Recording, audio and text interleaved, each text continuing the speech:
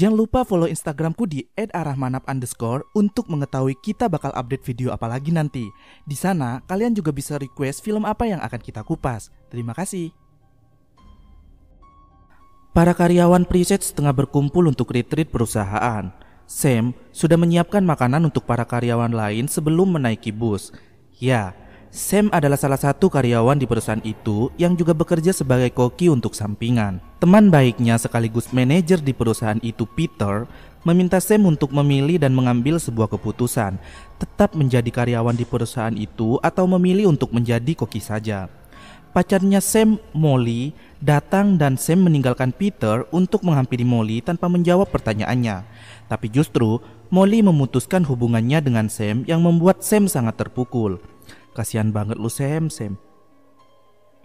Candice datang dan tiba-tiba mencipok Peter. Waduh, mau dong Neng dicipok. Dia adalah pacarnya Peter dan merupakan karyawan magang di perusahaan itu. Olivia, wanita bermata kaca yang juga merupakan saingannya Candice, datang dan tiba-tiba dia ganti baju di luar ruangan. Molly yang tengah sendirian didatangi oleh Isaac. Ya, dia belagak fuckboy tapi aslinya jokut, jomblo akut. Dia sok-sokan ngebodosin Molly, padahal gak guna banget cuy. Molly aja gak ngelirik apalagi kalian. Dennis, direktur perusahaan botak separoh yang suka ngubah-ngubah nama karyawannya, Sam jadi Stan dan Peter jadi Petai, datang memerintahkan Sam untuk mempersiapkan keberangkatan mereka karena jam keberangkatannya mau dimajukan. Sam mengumpulkan semua orang. Dia mendapati Nathan yang lagi berseturu dengan pekerja lain bernama Roy. Roy tidak terima jika Nathan yang baru bekerja diajak, padahal dirinya sudah bertahun-tahun mengabdi di perusahaan itu. Pekerja lain datang untuk menenangkan Roy. Mereka pun berangkat dan ya, angka 180 lagi cuy. Di dalam bus saat melewati jembatan, Sam merasakan kejanggalan saat melihat para pekerja yang sedang merenovasi jembatan itu. Televisi yang tiba-tiba berubah jadi sarang semut dan jempolnya tertusuk kawat saat bus ngerem mendadak.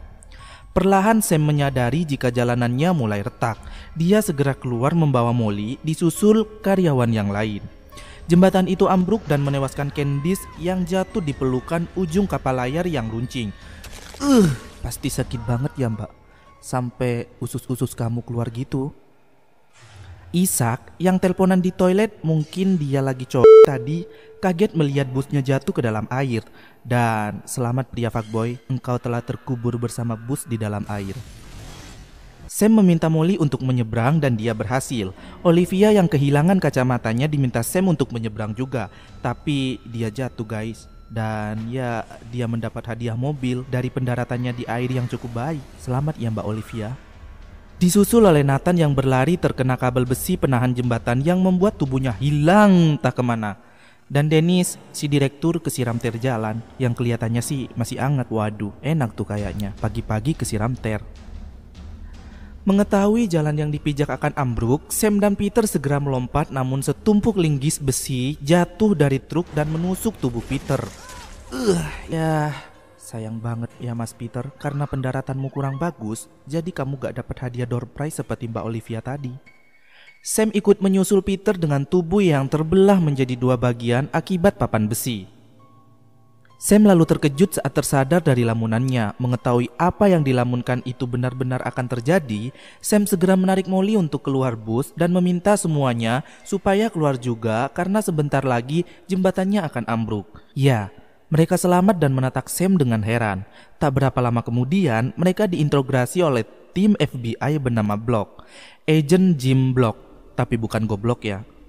Dan mereka semua diperbolehkan pulang setelah agen lain mengabarkan jika jembatannya runtuh karena angin. Tapi sepertinya Block tidak rela melepaskan Sam. Dasar goblok. Beberapa hari kemudian, mereka berkumpul di pemakaman para karyawan lain yang tidak selamat saat insiden itu. Seseorang misterius, William Bloodworth, petugas koroner, memperingatkan mereka bahwa kematian tidak bisa dicurangi. Dia meminta agar mereka semua hati-hati, namun mereka semua mengabaikan perkataannya. Malam hari, Sam mendatangi Molly untuk membicarakan hubungan mereka. Di tempat lain, Peter melihat Candice yang sedang latihan, apa ini namanya, gak ngerti gua. Candice melangkah-langkah anggun di atas balok yang ada baut mur jatuh dari kipas, namun baut itu tak melukainya. Gergetan banget deh gue. Kenapa bisa tidak terinjak? Candice hampir kesetrum listrik saat kabel telanjang melewati genangan air. Namun dia meletakkan handuk dan gak jadi tersetrum deh.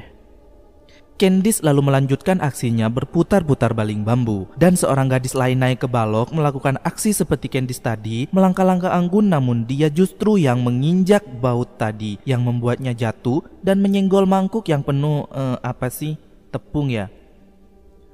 Bubuk itu pun membuat Candice kelilipan dan kehilangan keseimbangan hingga Candice terpental dan mendarat menggunakan lehernya. Pasti sakit banget dah tuh sampai tulangnya keluar. Kalau gak sakit gak mungkin mati mbaknya ya kan. Peter pun shock dan Sam yang datang menenangkannya. Lagi-lagi Sam melihat pria misterius yang ikut hadir di pemakaman kemarin. Keesokan harinya, mereka semua minum-minum santuy guna menghilangkan kesedihan. Namun, si Jokut Ishak malah sibuk mengecek laci meja rekan kerjanya yang sudah tiada. Dan dia mendapati voucher pijat gratis. Dia pun segera mendatangi tempat itu dan meminta pijat plus-plus, padahal mbak-mbaknya sudah bilang jika tidak ada fasilitas plus-plus, tapi Ishak sangat memaksa. Lagi berat kayaknya si Jokut ini. Ishak pun dibawa oleh mbak-mbaknya ke sebuah ruangan. Dia memejamkan mata karena mungkin keenakan dipijat. Saat membuka mata, betapa terkejutnya Ishak mengetahui nenek-nenek Bukalapak lah yang memijatnya. Maem tuh. Di kantor, Olivia pamit pulang duluan karena sudah dijemput, sementara Peter mengamuk karena tidak terima pacarnya sudah tiada. Mengetahui itu, Dennis menghubungi agen Jim karena diminta supaya melapor jika melihat sesuatu yang aneh. Namun Jim justru merasa kesal karena laporan Dennis tidak ada yang penting dan dia pun melanjutkan mengecek TKP kematian Candice. Dan ya, petugas tidak bisa menjelaskan penyebab kecelakaan itu. Di panti pijat, Ishak melakukan terapi akupuntur menggunakan jarum-jarum besar yang ditusuk ke seluruh badannya. Nenek Bukalapak emang cincai lalu meninggalkan Ishak di ruangan kedap suara itu sendiri dalam beberapa menit. Tiba-tiba dupa terjatuh dan menimbulkan kebakaran kecil.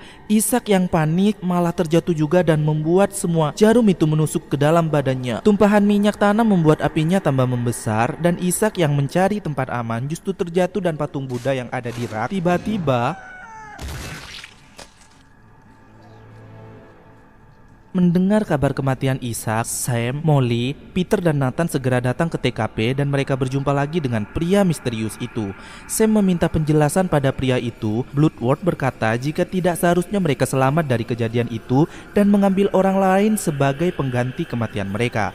Itu sebabnya kematian akan mengejar mereka karena memang seharusnya mereka mati dalam insiden itu jika Sam tidak melihat kejadian yang akan terjadi. Sam berkata jika dia berhasil menyelamatkan Molly dan menyimpulkan Molly tidak akan mati. Peter yang menyadari kematian yang terjadi sesuai urutan dalam penglihatan Sam menjadi salah mengartikan perkataan Bloodworth si pria misterius itu. Dia mengira jika Sam mengorbankan nyawa orang lain untuk menyelamatkan Molly dan dia percaya jika mereka mau selamat maka harus ada nyawa yang menggantikan kematian mereka. Peter pun pergi dengan kesal, sementara Sam dan Molly pergi menemui Olivia karena mengetahui dia yang berikutnya. Olivia yang akan melakukan operasi mata supaya tidak perlu memakai kacamata lagi ditinggalkan sendirian oleh dokter dengan penahan mata yang masih terpasang. Olivia memegang boneka teddy bear untuk mengatasi rasa takutnya. Tiba-tiba mesinnya korslet karena tetesan air ventilasi udara. Olivia yang menyadari mencoba memanggil dokter dan mengambil remote pengontrol untuk mematikan mesin, tapi dia justru menjatuhkan remote-nya yang membuat mesinnya berjalan melebihi batas maksimum intensitas cahaya. Lasernya pun menyala sendiri dan membelah mata Olivia. Dia yang kesakitan melempar boneka hingga bola mata bonekanya keluar dan menghalangi sinar lasernya menggunakan tangannya. Telinga, tangan, dan wajahnya pun terbakar karena laser itu. Sam dan Molly datang menemui dokter dan mengkhawatirkan Olivia. Mereka segera masuk ke ruangan Olivia dan mendapati Olivia berdiri dengan kesakitan minta tolong. Saat mereka akan menolongnya, Olivia tak sengaja menginjak bola mata teddy bear tadi yang membuatnya terpeleset hingga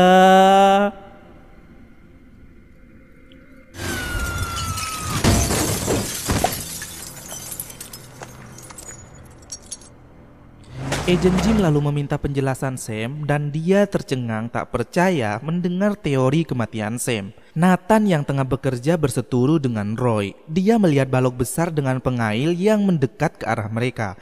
Nathan meminta Roy untuk menyingkir, namun Roy menghiraukan dan Nathan yang panik mendorongnya sembarangan.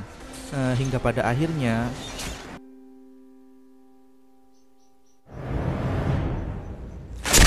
Sam and the gang pun berkumpul dan percaya jika Nathan sudah aman dari rantai kematian karena kematian Roy sudah menggantikan nyawanya. Molly lalu berkata siapa yang berikutnya. Dennis yang mengetahui kematian Roy segera menghampiri mereka untuk meminta penjelasan. Belum juga Sam mengatakan siapa orang berikutnya, tiba-tiba kunci Inggris melayang dan mendarat di kepala botaknya Dennis. Ya, nancep deh cuy.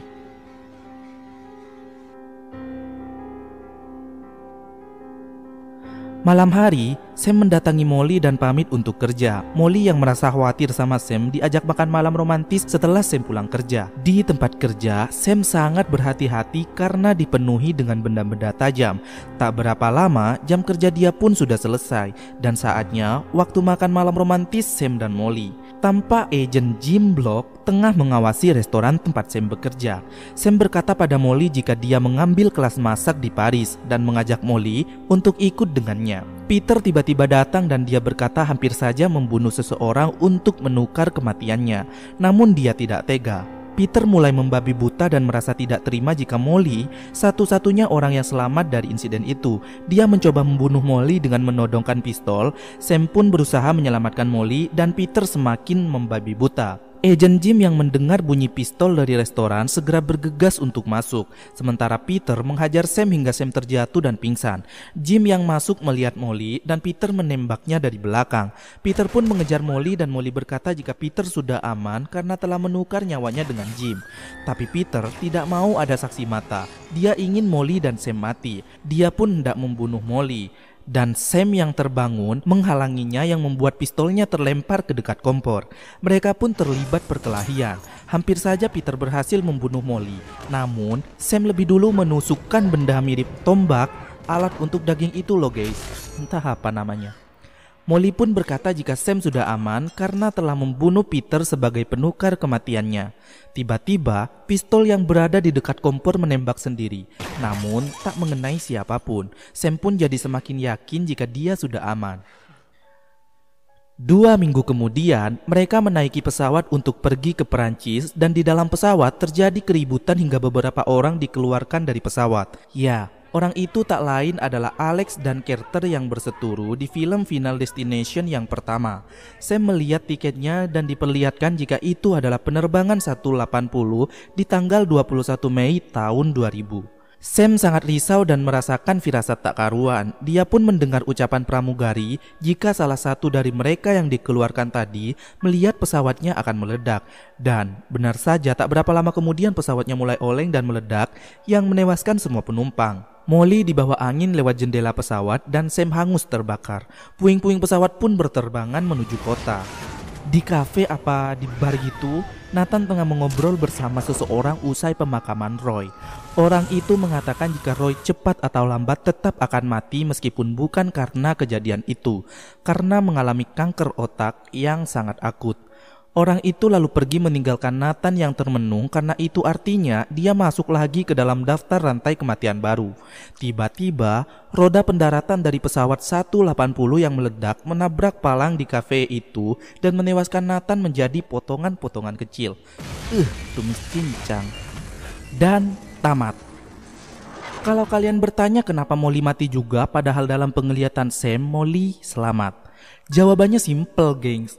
Kita kembalikan ke kepercayaan kita karena hanya Tuhan yang maha mengetahui dan dialah sang pencipta pemilik makhluk yang bernyawa. Dalam film ini, intinya kita harus hati-hati dan harus bisa jaga diri. Bukan untuk menghindari kematian, tapi untuk menghindari kecelakaan yang mungkin menjadi pemicu kematian kita. Karena setiap benda yang ada di sekitar kita bisa mencelakai kita jika kita tidak hati-hati dan ceroboh. Urusan nyawa, kita kembalikan pada sang pencipta. Semua makhluk yang bernyawa akan mengalami apa yang namanya kematian. Jadi bersiaplah. Kematian selalu mengintaimu. Dan kamu tidak akan tahu kapan giliranmu. Berhati-hatilah dan terus berbuat kebaikan untuk mempersiapkan diri. Bye.